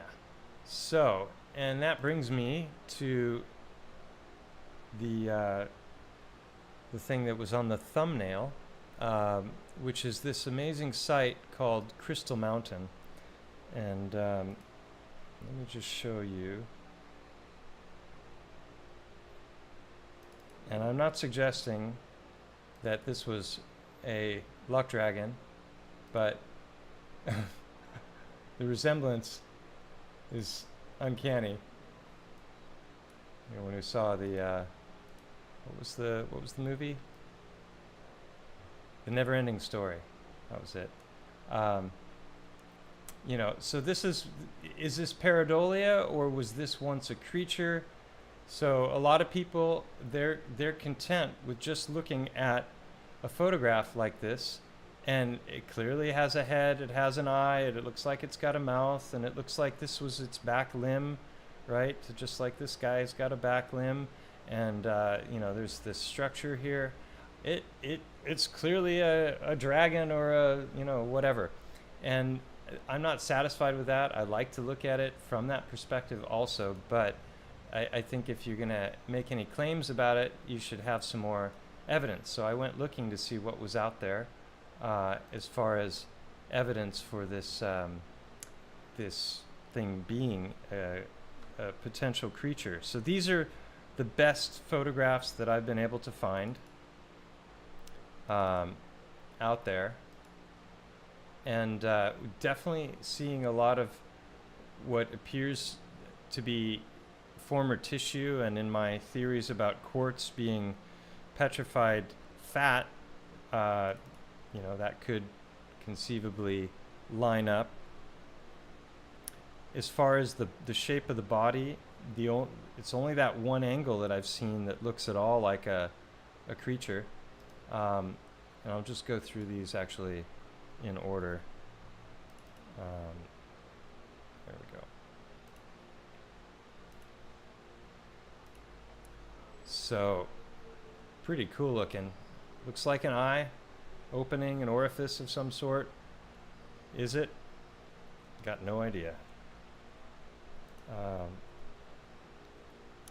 But it's when I see stuff like this, I start to think this is more likely biological than geological in its origins, because of the complexity of the banding, the layers, the different colors. Sure, it could have just grown that way, but and then this looks a lot like the trabecular bone that I've talked about many times in my streams, as does this. So if you're getting quartz and limestone and this bifurcation, this you know, the Swiss cheese looking structures, you might be looking at what was formerly bone of a giant creature. And then obviously the iron is going to play in, because that's going to be your blood. This is the area that's in, so I don't see any other areas that look like that.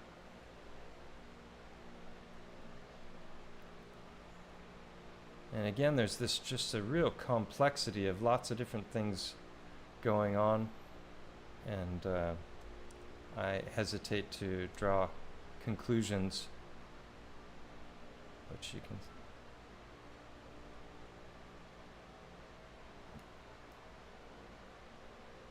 But I do get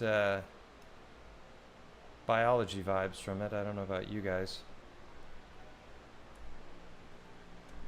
Yeah, Falcor, the luck dragon. Love that guy.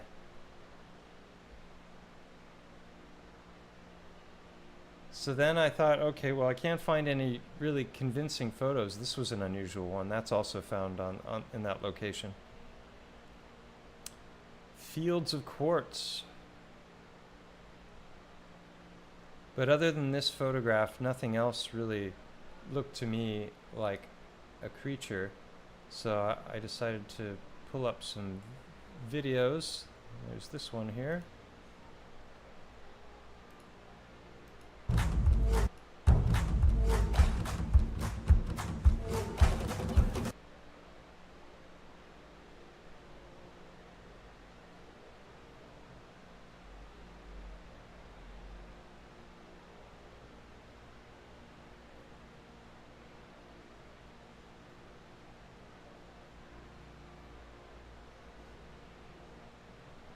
That was that.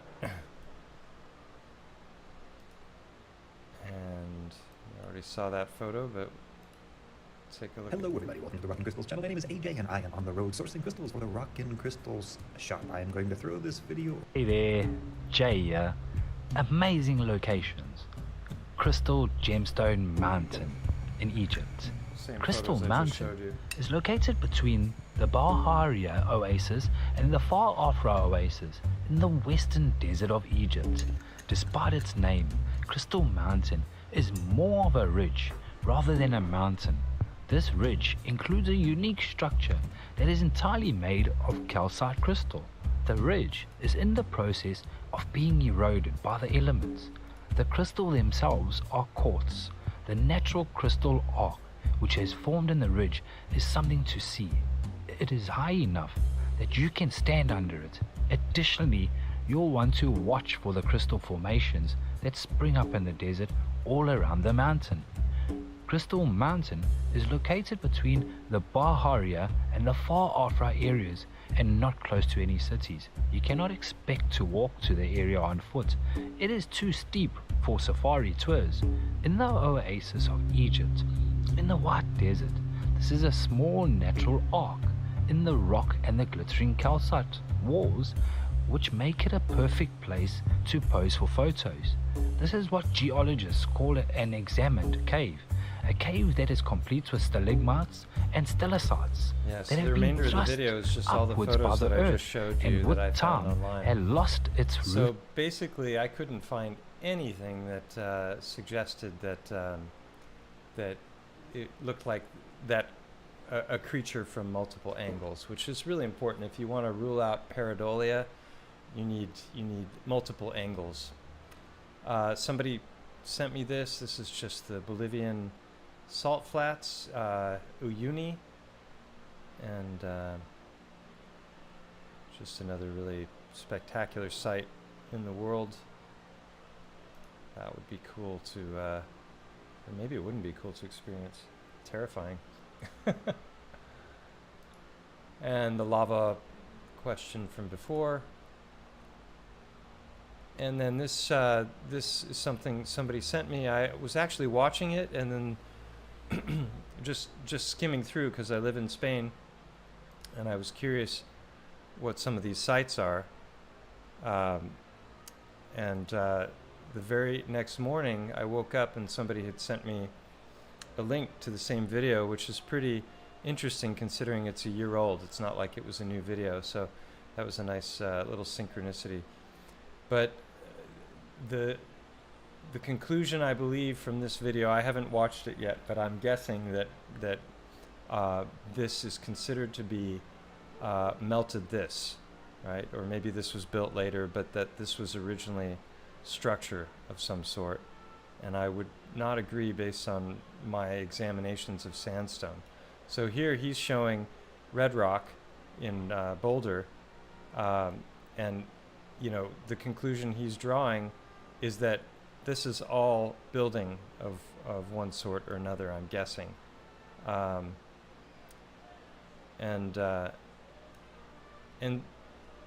sometimes, so the idea is that this became this through some powerful heat process and wasn't just built on top of something that was already there.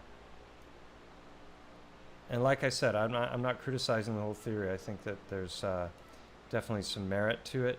But when I see something like this, I'm not seeing building. I'm seeing something that was originally biological, and maybe there was structure, or there was space here, and they built the structure in the space.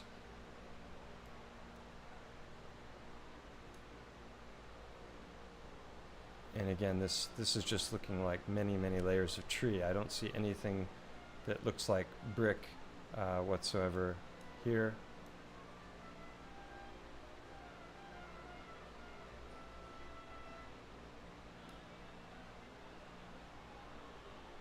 Now this is obviously brick and stone. And here we've got basalt, and then so there's no way that these basalt columns are melted building. So clearly the structure was built on top of this geological formation after it formed.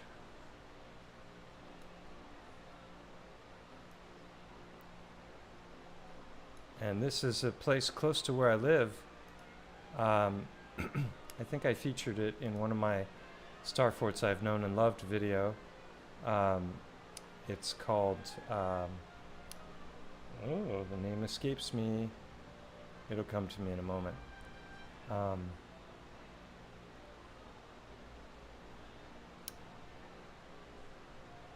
Oh, that reminds me. Two things I wanted to talk about. One is Crystal Mountain, Egypt. So just real quickly to go back to that.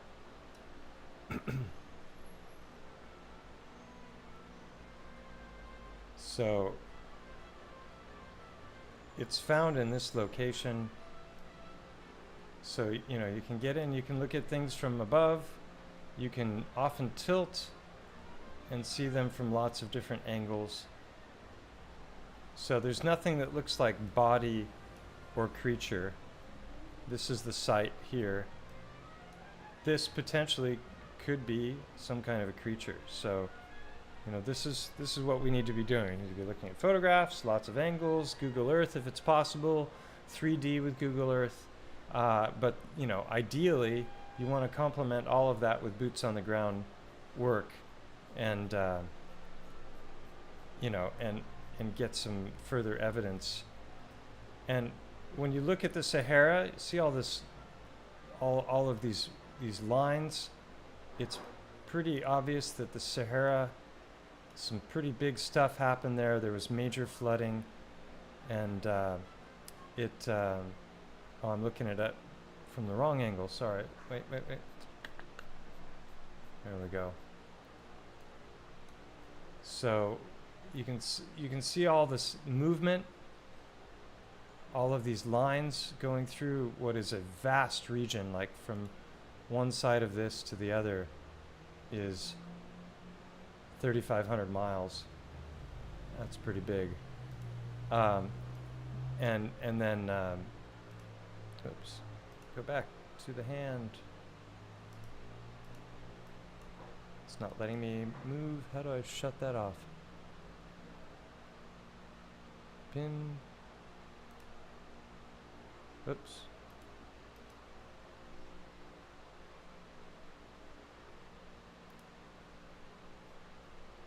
Ah, it froze on me. Come on. Can't figure out how to get my cursor back. Anyway, what I was going to show is just that this appears to be flowing out into the Atlantic. This is where the famous Eye of the Sahara is, and then the big dragon that Roger likes to talk about is up here, 1,000 miles long, and supposedly destroying this giant fish. Anyway, and I'm just going to shut this down because there was one more thing I wanted to show you. So my theory is that the whole Sahara is all that sand wasn't necessarily deposited there, but was actually formerly tree, and the tree was petrified, and then the sandstone broke down, and I'm going to show you why I think that. So again, this sand, when you look at it under a microscope, it's not showing all the crystalline stuff that we were talking about before. It looks more like the sandstone sand that I've seen up close all over, you know, Colorado when I was traveling with Hangman, and there was no signs of any other crystalline stuff or shell or anything, just red sand, and that's what you're getting here in the Sahara.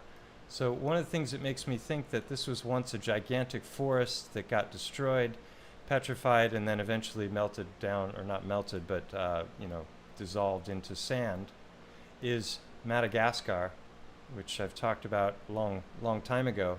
But if you zoom in on Madagascar, you find that there are lots of these areas here.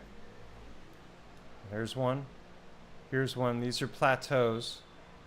And this particular one, oh no, I don't want to use that. I don't know how wide that is. I think it's like 8 miles wide or 6 or something like that. But if you get up close and you look at this thing in 3D, right, that you can actually get up right next to it and see the grain of what was once a stump, in my opinion. But it's actually basalt columns. But you know, if I just showed you this section right here, and I said this is wood with a bit of moss on it, you'd probably believe me. And then I zoom out, and it's actually something like an 8-mile wide tree. And look how lush it is. And we've talked about all the tepuis and these different channels going up through them with the never-ending waterfalls. And you know, isn't it interesting that the top of this plateau is so lush? Maybe it's because there's just this never-ending water source. Well, if you zoom out in Madagascar, there's a whole bunch of these.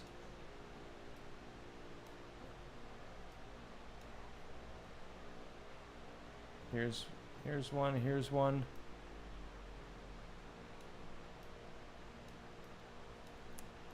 There. There.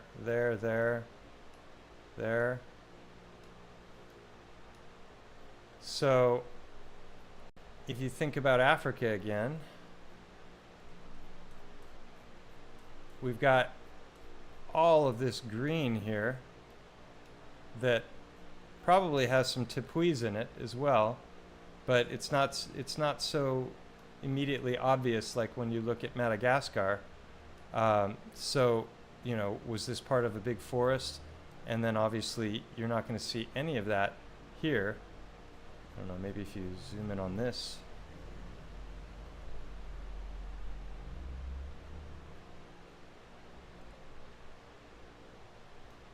Getting tree vibes from that. But anyway, that's what I wanted to share about that. And still can't remember the name of this place, and it's only 40 minutes away from me, but it's an amazing castle. Oh wait, it probably says here.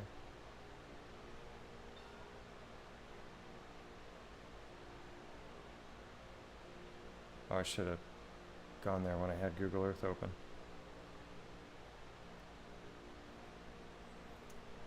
So again, everything is being couched in the narrative of it's all part of a big building, all of the structure around, and I don't agree.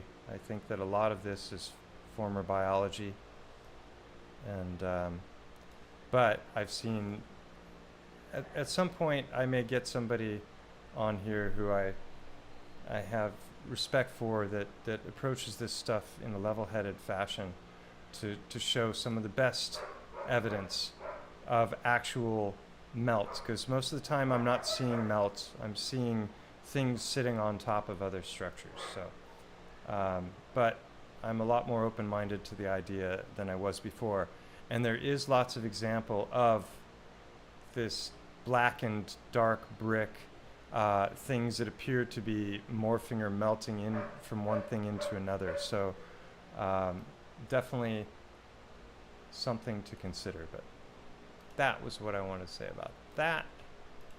And I think we're basically at the end of the presentation. Oh wait, let's just show a few more of these sandstone sites. This one is a dead giveaway here. If you see you've got grain going this way, and then here you can see that it appears to have worn away on the ceiling. So clearly an example of tree, in my opinion, that's been carved into. How they did it, I don't know, and when, but and again here you can see the grain, and it breaks off in these flat stones. And one of my favorite shots, it just, you can see like knot of the tree here, all this color. How can that not be wood? And some might say melted building with this one. I don't agree. Again, I think that this was probably eroded by massive water flow, because it doesn't look like it's been carved into. This doesn't look like dwelling to me, although maybe somebody has done something there. I don't know where this site is. I don't know how big it is, so it's hard to tell exactly. But here's an example of melt. So I think this is tree, and you can see that it's literally pouring over. So this would be a great example of melt, but not melt of a building, melt of a tree. Those are my takes on things. You can take them or leave them. And yeah, so when I see something like this, I don't see building, I see biology. And yeah. So, how's everybody doing? Still with me?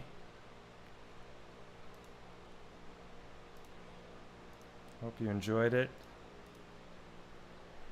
We'll, wait.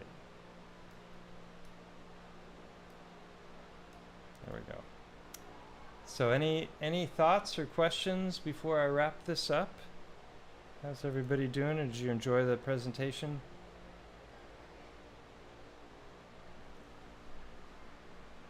Hey Eugenie, good to see you. Derp, Bogan. Lots of new names that I don't recognize. Cookies, Rothrods, Yannick. Yannick, it sounds familiar. I think I've seen you before. So let me just go back here through here. Oh, here's a question. I got some all caps here. Good. All right. So evidence of other creatures like Sasquatch. Not that I have. I just presented what I had the other day, and I'm definitely open-minded to the whole Yeti Sasquatch topic. It's not something that I ever was particularly interested in myself, but after seeing some of that evidence firsthand, I'm definitely more curious. And then I watched a presentation on Alpha Vedic some months ago by a woman who had a lot of knowledge about the topic, and yeah.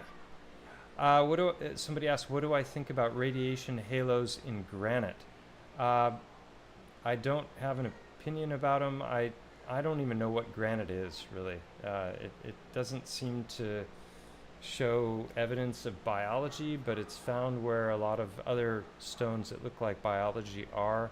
And as far as radiation halos and half-lives and all of that kind of stuff, I don't know. But there's a team of a father-son team of, I guess they were geologists, who there's some old videos from like the 70s or the 80s where they did coalification. They took wood and they turned it into coal, and they were doing some research that had to do with halos, and I can't remember what their conclusions were about it.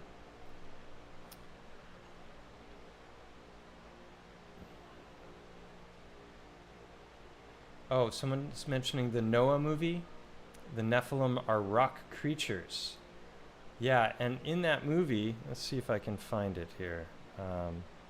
There was, let's see, YouTube. Noah movie and water scene. This is wild. Yeah, the whole Watchers being giant stone creatures is pretty far out. There they are. How was that? Quick grab, huh? Wait, I'm not showing the right thing here. Oh, I'm blocking it. There we go. Get my big face out of there.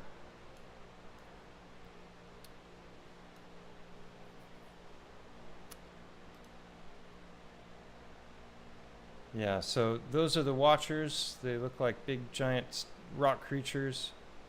And, oh, it's not showing me the preview. Skip ahead, but there's a theory that a lot of the sites where there were supposed asteroid strikes were actually former geysers, but on a scale that we have a hard time fathoming. And I think that's actually more likely than, because you never find any meteorites in them, and the whole meteorite narrative I don't believe anymore. Here they are, giant stone creatures battling. I guess they're protecting Noah as they're trying to get to the ark. And then once they get inside the ark, I think this is another example of truth in plain sight from Hollywood. Hopefully it shows it in this clip. And there's the Watchers dying.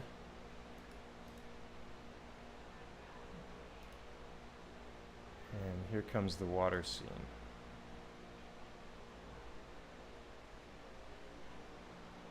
So the rains start.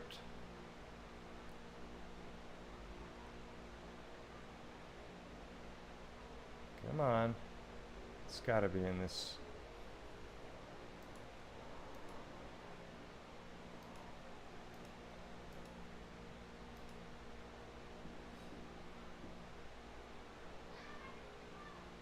Ah!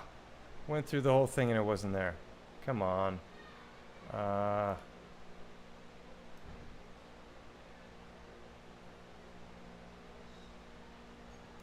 Nope. Anyway, imagine a geyser, multiple. Oh, here.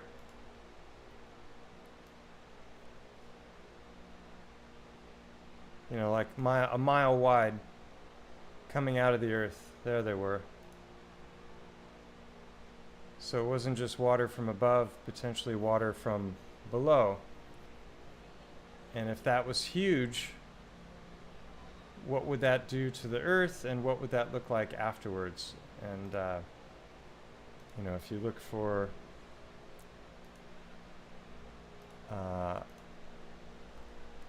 largest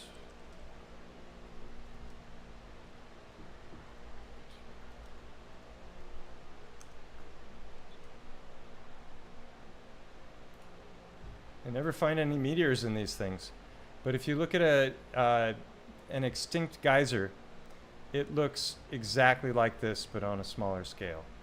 So I think there's a lot more possibility that either some of these might, like this looks more like tree to me, but the rest of these could very well be something like that, shooting upward. Just a thought. Yeah, and let's see. Just reading the chat again. Have I pondered Libyan desert glass? That's an interesting subject as well. Libyan, how do you spell that? Libyan. Nice guess. So this is Libyan desert glass. I've heard some theorize that this could be chunks of the firmament that have fallen to the ground. Like the Milky Way galaxy, the Great Rift is actually, where the floodwaters came in when the Great Flood happened.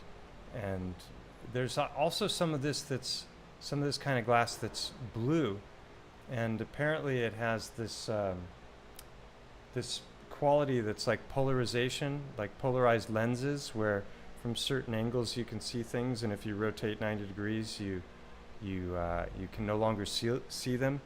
And so this is something that might explain the existence of rainbows and some other stuff. But yeah, I don't know. Out of my area of expertise, if I had one.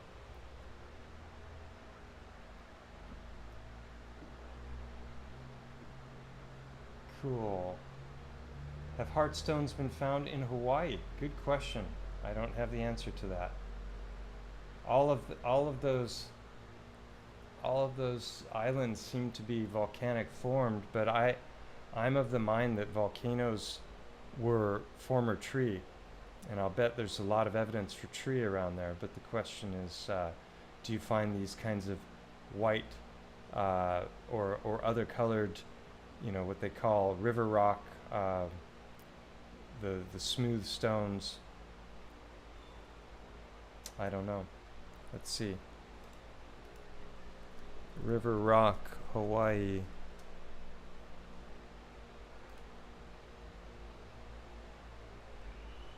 Well, I get lots of river rock, but I don't know if it's in Hawaii. I'm not going to go clicking around. How about Pebble Beach?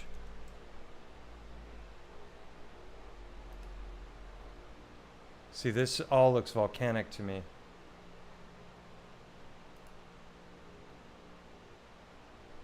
Oops. It's so weird. You click on the picture, it takes you to a website that doesn't even have the picture in it. So, where'd it go? It just keeps getting smaller. Oh, I'm not going to be able to make that any bigger. Yeah, so I don't know what this white one looks like. I'd like to see that one up close. But as far as the beaches go, it looks... I'm not sure if that's Hawaii. Again, that could all be volcanic. This definitely looks volcanic. So, based on a quick glimpse, oh, here we go, here's one. Of course, it's in Hana. Oh, of course, this is a stock image, so it could be mislabeled, but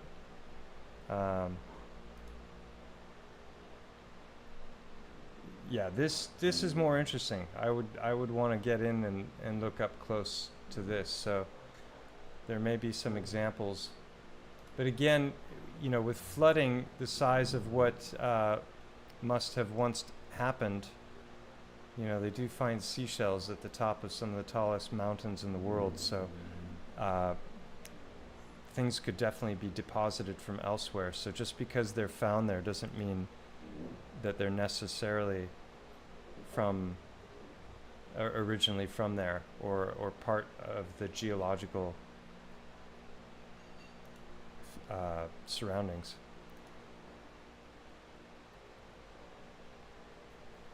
Now it's constantly taking me to the stock images.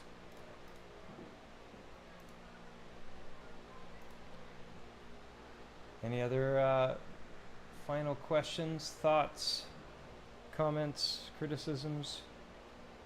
Tree sap fragments, yeah, could definitely be, if you're thinking of the Libyan desert glass. Anytime I see something like this, I immediately think petrified sap. Just for the simple fact that if you look at tree sap, different colors, there's such a broad range of potential colors. They tell us that amber is petrified sap. I think amber is just oxidized, hardened sap, and that petrified sap is going to turn into varying types of quartz or other gemstones depending on what its original makeup was. But you can find blue sap, green sap, red sap.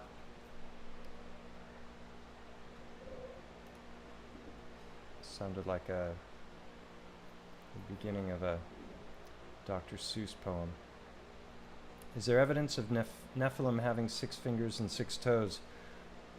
Well, I'm not sure about Nephilim, but there's definitely a lot of evidence both in old newspapers and mythology of like the 6-fingered giants, and also often with red hair, I believe. And whether they were the Nephilim, I don't know. We all live in a yellow submarine.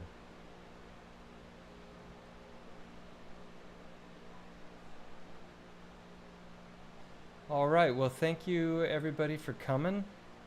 Hope you enjoyed the presentation, and I'll do another one soon. I'm going to try and normalize doing this more often so it's not so daunting to get it all set up and going. And yeah, as far as upcoming stuff goes, I've already mentioned in the last couple streams that I'll be doing presentations in Australia in August at the Living Free Festival. Really amazing event, akin to Music and Sky and Confluence, and it's bound to be a lot of fun. Bunch of great speakers, and my friends Mark Gober and Steve Young will be there as well. And then in September, got a lot going on. In London, or south of London, there will be another conference called Illuminate and Elevate, which can be found on the Create More website. The information for that, it's a 2-day event. People like Andrew Kaufman, Mark Devlin, Martin Liedtke, myself, Steve Young, all going to be speaking, and a bunch of other great speakers as well. And then following that, I'll be returning to Spain, and on the 17th of September, I'll be releasing this book, finally, after 40 years, the story of my hacking exploits as a teen when I got into a lot of trouble with the law and actually went to jail for the crime of hacking. So it's a very entertaining read, and I've gotten great feedback from a number of people who've read the final version and said that it reads like a movie. So hopefully someday it might even be a movie. I think it would make a good one. Yeah, so that's what I've got coming up for the next couple months, but you'll be seeing a lot of me between now and then. I've got a lot of just a backlog of a whole bunch of different material. Like I said, I'll show the footage from Montserrat. Going to do another Starfort video with some personal footage, and yeah, that's kind of what comes to mind. Anything else? The book, yeah, it actually exists in the real world now, finally, after all this time. 40 years, it'll be 1 month short of 40 years to the day. I was busted on October 17th, 1985. So, at this pace, I might have another book in me. I've got several planned, but they'll come out a lot quicker than this one. Promise. All right, everybody, I'm going to sign off. Thanks for coming. Hope you enjoyed it, and give a like and a subscribe if you haven't already. And